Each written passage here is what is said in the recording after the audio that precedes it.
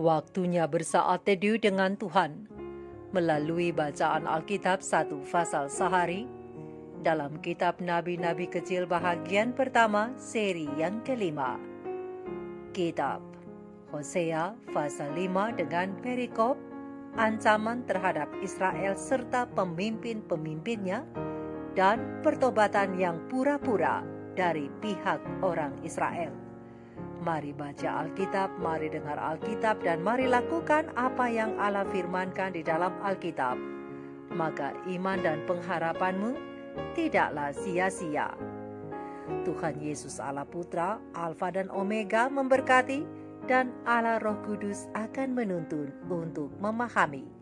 Salam kasih dan doa dari Rumah Produksi Endang Silitonga Tanjung Bible Audio Ministry.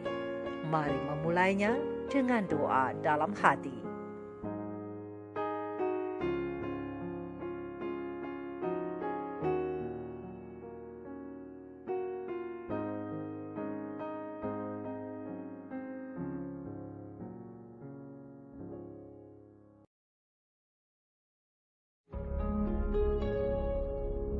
Dengarlah ini, hai para imam. Perhatikanlah, hai kaum Israel, dan pasanglah telinga, hai keluarga raja. Sebab mengenai kamulah penghukuman itu, karena kamu telah menjadi perangkap bagi Mispa, dan jaring yang dikembangkan di atas gunung Tabor, dan lobang yang dikeruk di lembah Sitim. Maka aku ini akan menghajar mereka sekalian. Aku ini mengenal Efraim, dan Israel tidaklah tersembunyi bagiku. Sebab engkau telah berzinah, hai Efraim, dan Israel telah menajiskan diri. Perbuatan-perbuatan mereka tidak mengizinkan mereka berbalik kepada Allah mereka. Sebab roh perzinahan ada di antara mereka, dan mereka tidak mengenal Tuhan. Kecongkakan Israel menjadi saksi terhadap dirinya sendiri. Efraim akan tergelincir jatuh oleh kesalahannya sendiri, dan bersama-sama mereka juga Yehuda. Dengan korban kambing domba dan lembu sapinya, mereka akan pergi untuk mencari Tuhan, tetapi tidak akan menjumpai Dia. Ia telah menarik diri dari mereka. Mereka telah berkhianat terhadap Tuhan, sebab mereka telah memperanakkan anak-anak yang tidak sah. Sekarang pembinasa akan memakan habis mereka dan ladang mereka. Tiuplah sangkakala di Gebea, dan nafiri di Rama. Berteriaklah di Bet Awen, gemetarlah, hai Benyamin. Efraim akan menjadi tandus pada hari penghukuman.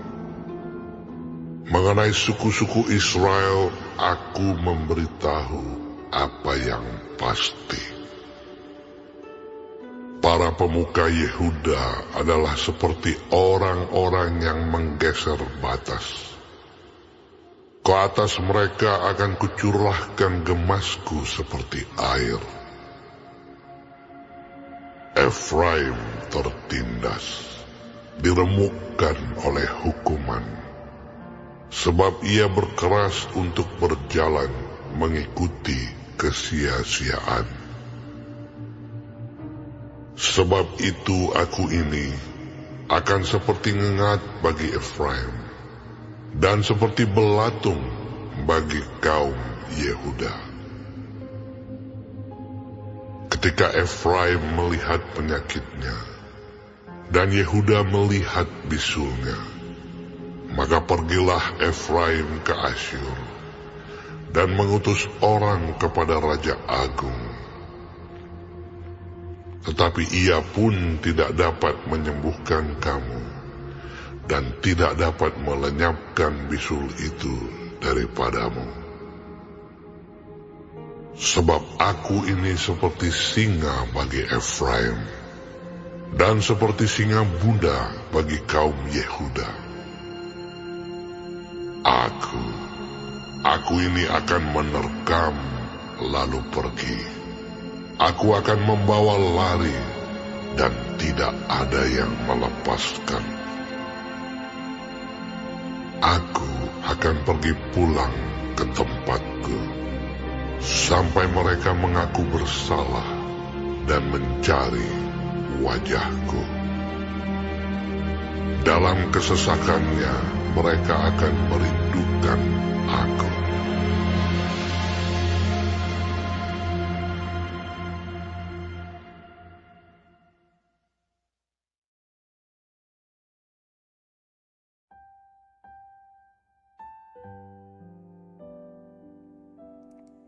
Kita telah menyelesaikan bacaan Alkitab satu fasal sehari dalam kitab Hosea fasal yang kelima. Sedikit perenungan mengenai fasal ini tentang Allah membenci kesetiaan yang palsu. Dengan ayat panduan perenungan, terang besar Alkitab Hosea 5 ayat 15 dengan bunyi nas. Aku akan pergi pulang ke tempatku, sampai mereka mengaku bersalah dan mencari wajahku. Sahabat-sahabat firman, sahabat-sahabat sorgawi yang dikasihi oleh Tuhan di mana saja Anda berada, pesan kenabian melawan dosa para imam di kerajaan Israel Utara dimulai dalam kitab Hosea 4 ayat yang keempat. Itu semua karena mereka mempersembahkan korban kepada Allah tanpa pertobatan dan penyerahan total kepadanya. Maka Tuhan tidak mau menerima persembahan mereka. Berdasarkan Hosea 5 ayat 6. Sebab para imam dan orang-orang Israel tidak melayani Allah atau memiliki hubungan cinta yang setia dengannya. Malahan mereka melayani dewa Baal Sidon dan meningkatkan penyembahan berhala di seluruh Israel. Untuk itulah akhir dari ayat yang ke-7 Hosea pasal 5 Alkitab terjemahan lama mengatakan, sekarang harta bendanya akan dihabiskan dari sebulan datang kepada sebulan, atau dengan bahasa yang lebih lentur, dari bulan kepada bulan, mereka dan harta bendanya semuanya akan musnah. Sahabat-sahabat firman, sahabat-sahabatku, mari kita coba menghitung. 1 bulan adalah 30 hari dan 30 hari dapat diartikan juga 30 tahun. Berarti setiap hari, setahun penuh selama 30 tahun. Penderitaan itu akan mengikuti Israel dan akhirnya memunahkan mereka. Dan sungguh menakjubkan bahwa pada akhir masa pemerintahan Yerobeam II, 753 sebelum Masehi hingga kehancuran Samaria, 722 sebelum Masehi dan kota-kota di sekitarnya berlangsung sekitar 30 tahun. Wow, luar biasa. Pesan kenabian Tuhan melalui Hosea pasal 5 ayat yang ke-7 bahagian akhir. Dan walaupun mereka mencari pertolongan di mana-mana tapi sia-sia.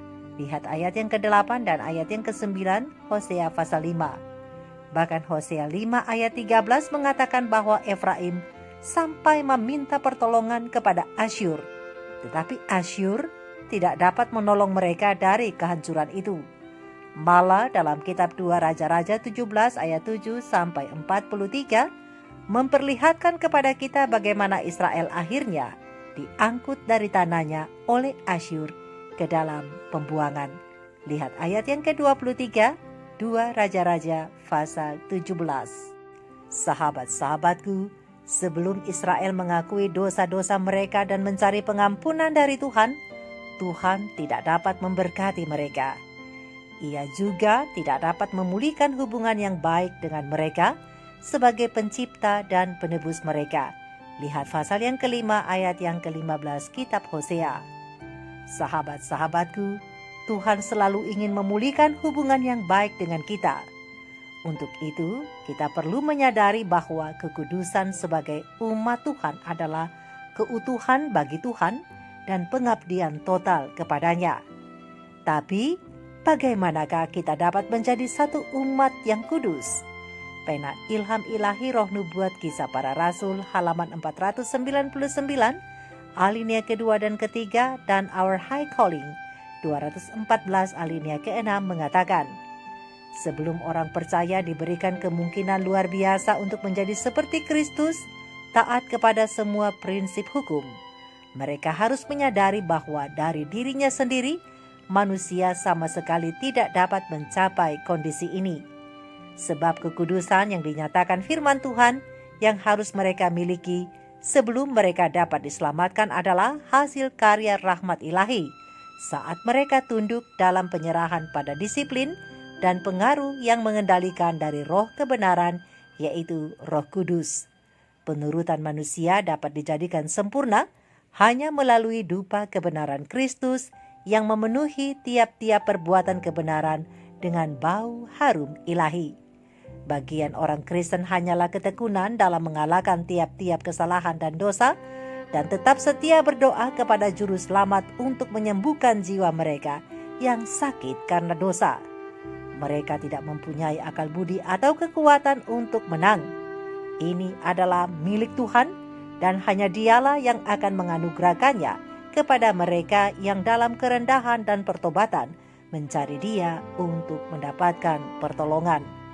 Pekerjaan perubahan dari tidak kudus menjadi kudus adalah pekerjaan yang harus dilakukan terus-menerus. Hari demi hari, Allah bekerja untuk pengudusan manusia. Untuk itu manusia harus bekerja sama dengan Allah, mengerahkan upaya mereka yang gigih dalam mengembangkan kebiasaan yang benar. Maka Tuhan akan menambahkan kasih karunia kepada kasih karunia. Dan saat mereka mengerjakan rencana penambahan, Tuhan akan bekerja untuk mereka dalam rencana perkalian. Juru Selamat kita selalu siap untuk mendengar dan menjawab doa dari hati yang menyesal, dan kasih karunia dan damai akan dilipat gandakannya kepada umat-umatnya yang setia. Dengan gembira, Juru Selamat akan mengabulkan kepada mereka berkat-berkat yang mereka perlukan dalam pergumulan mereka terhadap kejahatan yang menimpa mereka. Dan kesesuaian dengan karakter Kristus itu akan mengatasi semua dosa dan godaan. Dan oleh berjalan dalam takut akan Tuhan dan menempatkan Dia terus-menerus di hadapan kita, akan membawa damai dan sukacita di bumi dan memastikan kita untuk kebahagiaan murni di sorga. Biarlah rema atau kesimpulan firman Tuhan melalui Hosea pasal 5 ini menjadi berkat bagi kita semua yang mau belajar menyesuaikan hidup seperti Yesus Juru Selamat kita yang taat pada semua prinsip hukum Allah. Tentunya dengan pertolongan kuasa Roh Kudus yang akan memampukan kita. Dan Allah akan mengaruniakan kekudusan itu kepada masing-masing kita dan menjadikan kita satu umat yang kudus. Mari kita renungkan ini bersama. Tuhan Yesus memberkati. Maranatha. Shalom.